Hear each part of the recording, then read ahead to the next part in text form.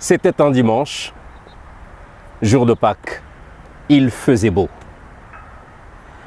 Mes deux grandes filles, de 13 et 15 ans, et moi, sommes allés faire un tour au centre-ville.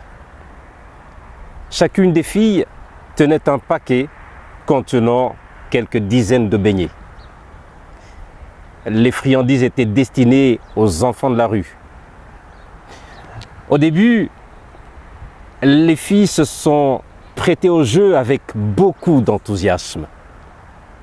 Et nous avons commencé par les enfants se trouvant sur les petites rues périphériques du centre-ville. Le sourire et la joie des enfants quand ils recevaient un beignet et quand ils mordaient dedans étaient désarmants. J'étais submergé d'émotion. J'en avais les larmes aux yeux. Puis vint le tour de la route principale, où s'égaillaient par petits groupes des dizaines d'enfants, la plupart en guenilles. Va par là, va par-ci, disais-je à l'une et l'autre fille. Des petites mains allaient et revenaient, des paquets. Plus de 20 minutes passèrent ainsi.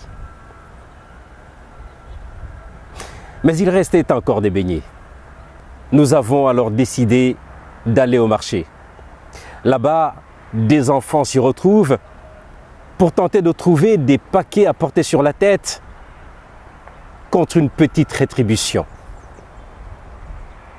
Mais à peine avait-on fait quelques mètres que j'ai constaté que ma fille aînée traînait des pieds. Je lui ai demandé si elle était fatiguée. Elle a dit oui. Je lui ai alors rétorqué, mais ça fait à peine 20 minutes que nous sommes là. Et puis, comment peux-tu être fatigué alors que tu es en train de faire du bien à d'autres enfants? Lui ai-je demandé. Et je l'entendis alors presque murmurer, mais papa, j'ai honte, tout le monde nous regarde. Nous y voilà, me suis-je dit.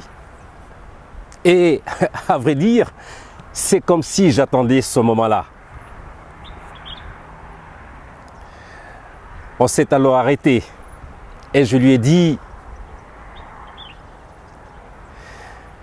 sais-tu pourquoi je n'ai pas pris de paquet et que vous êtes seul à emporter et à donner? C'était un test. Je voulais justement voir jusqu'où vous pourriez aller. Et ta franchise vient sans doute de sauver la situation. La regardant droit dans les yeux, j'ai poursuivi. N'aie jamais honte quand tu sais que tu fais ce qui est bon et juste. Tu sais, il y a des gens qui te regardent, c'est vrai. Mais ces gens-là sont de plusieurs catégories et n'ont tous que de bonnes pensées pour toi. La première catégorie, et ce sont les plus nombreux, ils se disent parce qu'ils t'envient. Mais qu'est-ce que cette jeune fille est fantastique de penser aux autres gosses. Et la deuxième, il s'agit de personnes qui pensent « Mais qu'est-ce que j'aurais aimé le faire aussi ?» mais qui, malheureusement, ne le peuvent pas.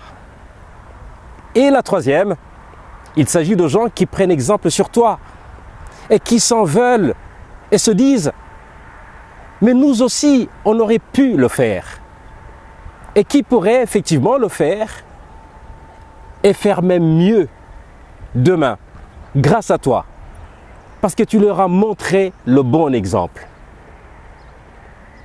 Ma fille ne faisait que dodeliner de la tête. Et à ma grande et heureuse surprise, La plus petite dit doucement. Et je pense que même si c'est un petit geste, ces enfants ne l'oublieront pas. Et ça peut les pousser à faire du bien aux autres quand ils grandiront. Je suis resté bouche bée. Je n'avais plus rien à ajouter. Mais ce petit moment d'échange a eu le don de transformer ma fille aînée, qui a d'abord timidement prononcé un « je vous demande pardon ». Avant de nous surprendre, « Papa, regarde là-bas !» Un groupe d'autres enfants, nous a-t-elle lancé, le sourire aux lèvres. Je pense qu'il est essentiel pour nous, les parents, d'apprendre à nos enfants le bonheur de faire le bien, de partager avec ceux qui sont dans le besoin, le peu que nous pouvons offrir. Avec cela, ils pourront grandir en sachant que rien ne vaut le respect et l'amour de l'autre. Oui, je sais. Ma fille a d'abord eu honte de poser ce geste, pourtant ô combien noble. Mais elle a eu l'opportunité de sa vie d'être libérée de ses doutes et de ses hésitations. Non parce qu'elle n'en avait pas la volonté, mais parce qu'elle se sentait isolée, en voyant les autres passer sans faire la même chose qu'elle. Elle a eu le sentiment d'être anormale. Mais une question m'a toujours taraudé. Pourquoi ceux qui font du mal aux autres n'ont jamais honte de faire ce qu'ils font?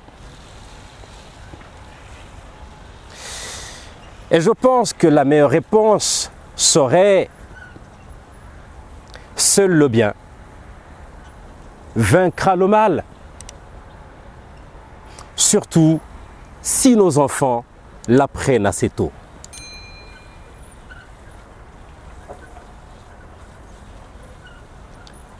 Merci.